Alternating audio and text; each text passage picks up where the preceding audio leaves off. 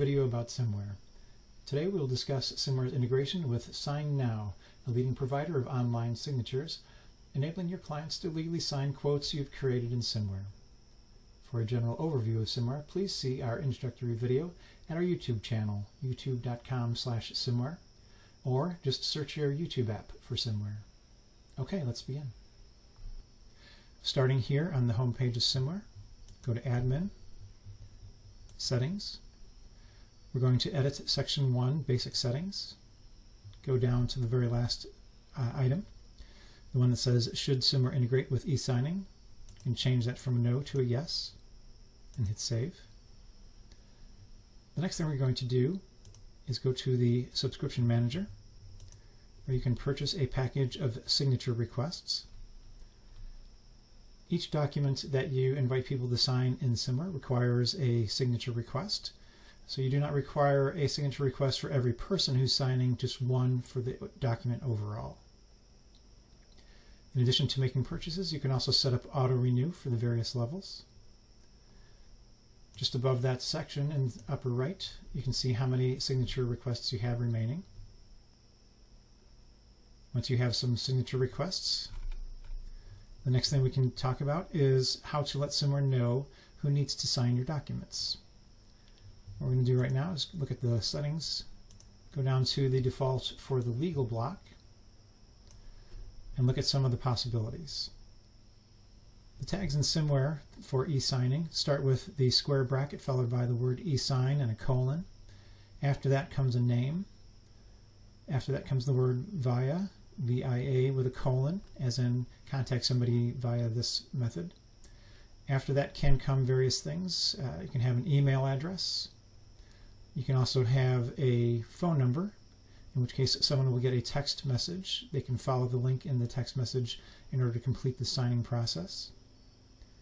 In addition to directly entering names and emails and phone numbers, SMMware offers you some convenient shortcuts that will save you some time. Under the naming section, we have client, spouse, and sales. In each case, we're going to be looking at a profile. For the client, it's going to be the client profile. And for the spouse, it's going to be the spouse fields under the client profile. And of course, sales, we'll be pulling the name from whoever the lead salesperson is for this sales lead.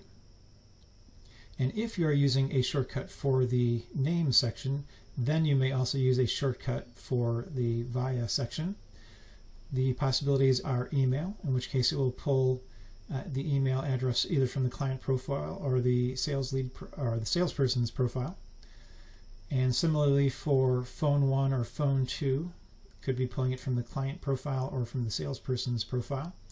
If you just put in phone, SMMware is going to assume that you mean phone 1. Now let's go look at an actual sales lead.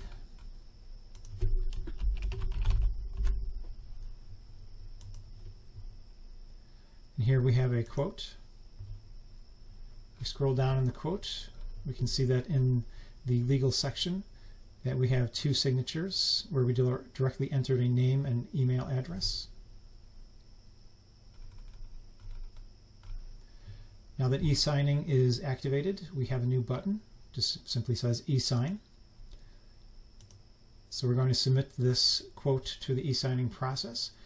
It is important that you check all the details prior to submitting it. Once it has been submitted, if you cancel the signature request, then it does not refund the signature request back to your quota. If you do need to cancel it, the cancel button is right there. You can also see the status.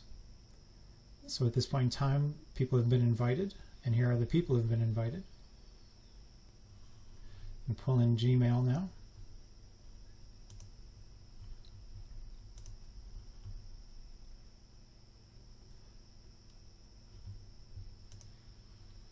SMMware can notify you when people open the document, when they have signed the document, and when the document is complete.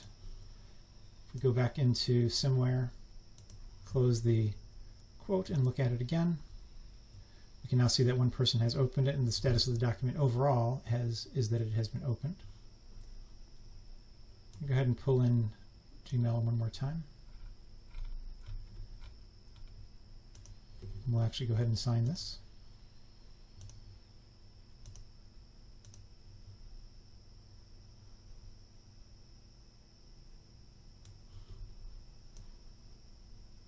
order to get the status update, we'll go ahead and close that and open it again. So now we can see that it is partially signed, and we can see who has signed it. And now I'm going to go offline for a second to complete the other signature. Now that the other signature is complete, I'm going to close the quote and look at it one more time. But now that the second signature is in place, the document status is completed, and you can see that 2 individual people have signed it. And where we used to have a cancel, we now have a delete button. In addition to the commands we've seen so far, we have a new one now that eSigning is activated under Clients and Sales. We go to the eSigning log. Here you can see the various activities under eSigning, and you can use the filter to adjust and refine the results. There's also a more detailed checkbox that will let you see a few more of the underlying events. Normally we just show you the highlights.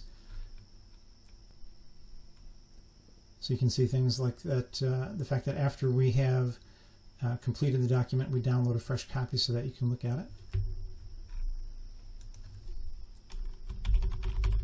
I would be remiss if I did not go back to show you what the document looks like now that it's been signed.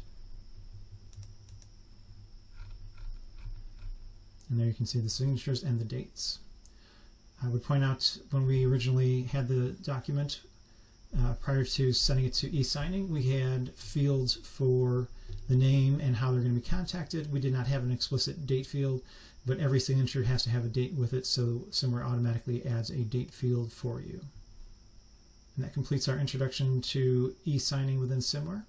We hope that you will find it convenient, and we hope that you will find the tagging approach to be suitable to your needs. To find out more about SMMware, you can visit our website at www.smmmware.com, or you can call us at 240-285-4619 with questions or to arrange a demo. We appreciate your time and hope to talk to you soon. Thank you.